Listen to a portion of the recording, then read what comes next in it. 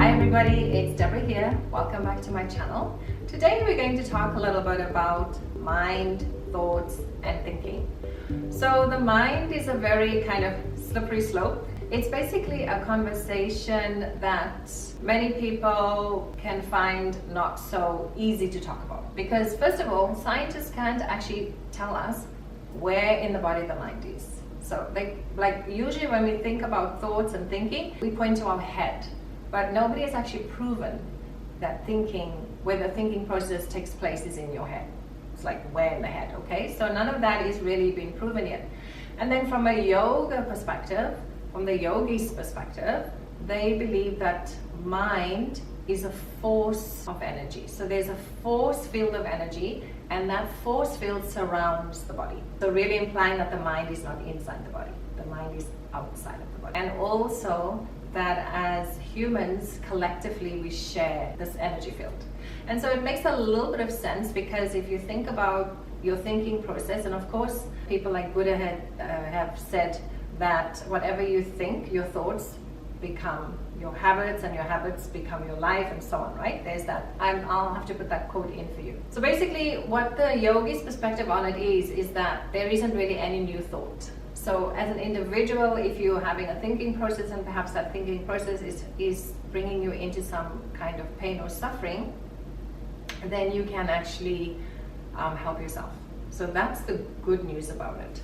As far as science goes, they have made lots of progress in telling us where some of the things happen. There's certain parts in the brain that can help you with sight and with smell, and so they've got a little bit of it, but not all of it.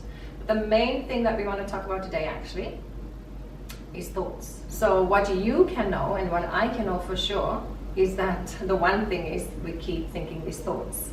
So the mind is producing thoughts 24/7, the whole time. It doesn't shut off, it's always going, it's always going.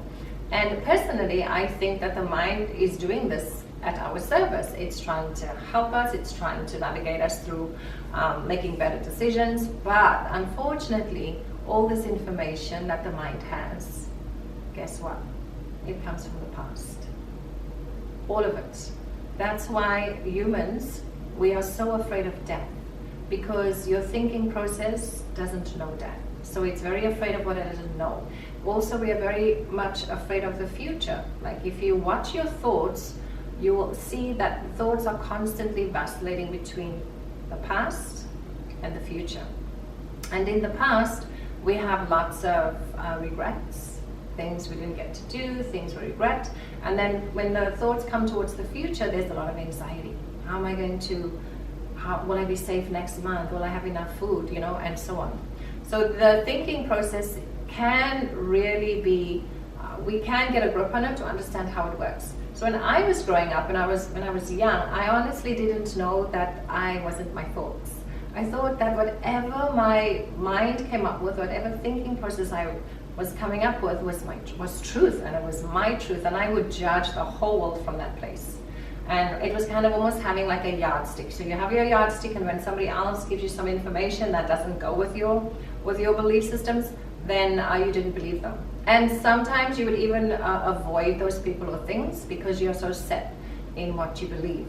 What I found over the years is that same kind of belief systems that we hold on to later in our lives, they create a lot of pain and suffering. And so for that reason, I also started to understand I have to make an effort to try to understand where my thinking process comes from. And we will discuss that actually in another video. We talk a little bit about the conscious and the unconscious mind, and then we can see where that thinking process really is born and where it comes from. So that's for another day. Today we just wanted to focus a little bit on your thinking process.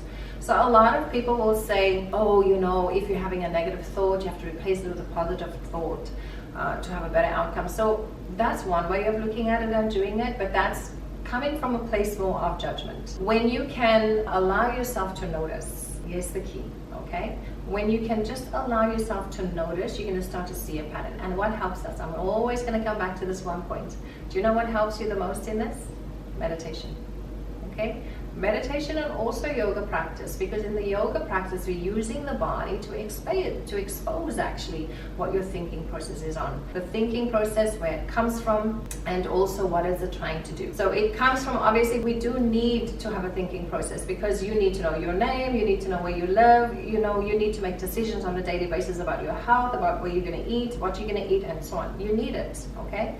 The thing that you don't need is how your mind is constantly living in the past. Most of the time you're in the past, like something happened maybe 2 years ago, and a lot of the times the mind is holding very dearly onto traumatic events. So the mind saves it, stores it in the body, stores it in the cells, and of course we also know that that's how disease comes about. So you want to understand how your mind works, not to be afraid of it, not to judge it, it's not bad, but how to have a healthy relationship with your thoughts and your thinking process.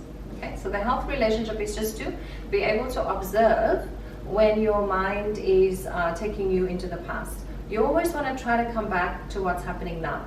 So like I said earlier on, if something happened to you 2 years ago that was a little traumatic and it involved perhaps people, then when that same trauma is being triggered in you in this present moment, you want to react the same as you did those 2 years ago.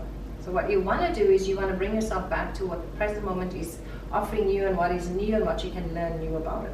So not really believing so much that how your mind remembers it is the truth. I think a couple of weeks we talked a little bit about our perceptions and how we perceive things, and those are all part of your thinking process. So how you perceive something through your thinking process maybe 2 years ago, it doesn't apply anymore, because perhaps the people that you had that interaction with, they've changed, they've moved on. As you know, part of living in this world is to become better at knowing who we are and what we can do to live our best lives, right? So I'm going to break it down again. The mind creates thoughts. The thoughts are like these wild horses. They just want to run wild wherever they want, and they're mostly going towards the past, and they're mostly going towards the future. In the past, there's a lot of regrets. In the future, there's a lot of anxiety. But can I tell you something very powerful? Life happens now. Life happens now. Time exists, but not in the past and not in the future. Time exists now. When you can bring your mind back to now, you're going to take away so much pain and suffering from the past perceptions and also from the future. That's all you have to remember. It's actually very simple. Do you know, life is not complicated. Life is very simple, but our minds tries to make it complicated, depending on the conditioning, the upbringing, the influences that we've had. But life is very simple. In its true form, life is very simple. We actually have to just stop to catch up with how simple it is, instead of keep running, thinking we have to catch up with it. Life is very simple. So a couple of ways of how you can bring this mind of yours back under your control. I've already said it. One way is meditation, through meditation, daily routine of meditation. And another way that I know of is also meditation. And for some people, it's taking a walk in nature. For some people, it's swimming. There are different ways that you can be in a meditative state. But when you can become aware of what? Present moment. You're in meditation. Whether that's cooking, whether that's eating, whether that's talking to another person. When you're in the present moment, you're in meditation. When you're in present moment, everything is exactly perfect. Okay? Pain is inevitable. Every now and then, because we have these little bodies, and they're pretty fragile, because we have these bodies, pain is inevitable. We're going to have pain. There's going to be pain in life. But suffering is a choice. And that's where you can bring these tools in, what I'm talking about now. When you can bring your mind back under what's happening now, into the present moment, you're going to have a lot more joy in your life. You're going to have a lot more peace in your life. And if there's an event in the past that your mind remembers as traumatic and seemingly can't forgive the people there, that's the first thing you have to do. Forgiveness is not for the other. Forgiveness is for yourself. When you forgive yourself, when you forgive others, then you make yourself free. Why? Because if there's pain and suffering because of what somebody else did, then there's also pain in your physical, mental body. And you're the only one that's having the experience of that, not the other person. So forgiveness is not for them. Forgiveness is for you, to make you free. So come bringing it back to mind and thoughts and thinking. You have to make sure that you understand that you are not your thoughts. You're having an experience of your thoughts.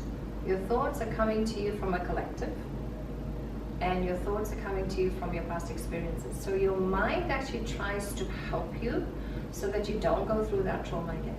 But in this trying, it keeps, because when something is stuck within you, then it's within you.